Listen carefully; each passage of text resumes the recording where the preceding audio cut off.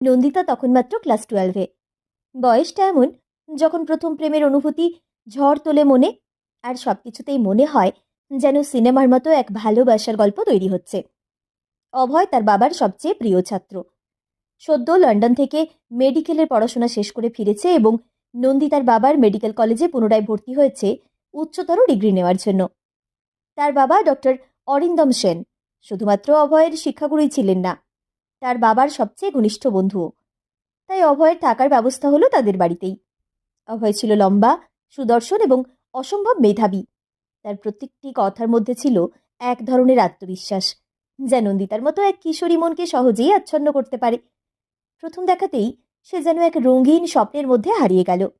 তার চোখে অভয় এক রাজপুত্র, যে বুঝতেই পারছে না তার ছোট্ট রাজকন্যার মন কত গভীরভাবে তার প্রেমে পড়ে গেছে। নন্দিতা নানান বাহানায় অভয়ের আশেপাশে থাকত। কখনো অকারণে প্রশ্ন করত, কখনো বইয়ের মাঝে ছোট্ট চিরকুট রেখে দিত। অভয় হয়তো বুঝেও না বোঝার ভান করত, কিন্তু তার মন তখন অন্য কারো জন্য, তার সহপাঠী আরুণীর জন্য। একদিন নন্দিতা জানতে পারল অভয় আরুণীর সঙ্গে সম্পর্কে জড়িয়েছে। তার ছোট্ট হৃদয় ভেঙে গেল।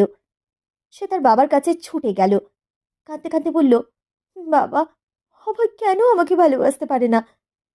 ডক্টর অরিন্দম গভীর মমতায় মেয়ের মাথায় হাত রেখে বললেন, মারে, ভালোবাসা কখনো জোর করে পাওয়া যায় না।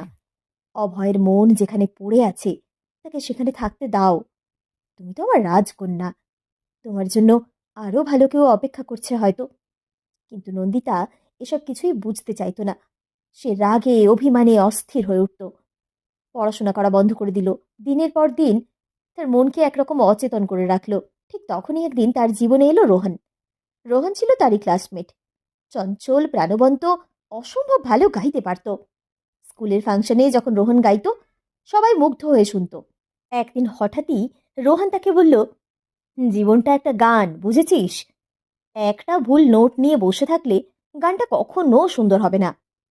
নন্দিতা প্রথম প্রথম বিরক্ত হতো, কিন্তু ধীরে ধীরে বুঝতে পারল রোহানই একমাত্র মানুষ যে তাকে হাসাতে পারে, তার দুঃখ ভুলিয়ে দিতে পারে। সেদিন বিকেলে রোহন যখন গিটার হাতে নিয়ে গান গাইছিল, নন্দিতা প্রথমবার সত্যিকারের আনন্দে হাসল। বুঝতে পারল প্রথম প্রেম হয়তো বিশেষ কিছু, কিন্তু সেটাই জীবনের শেষ কথা নয়।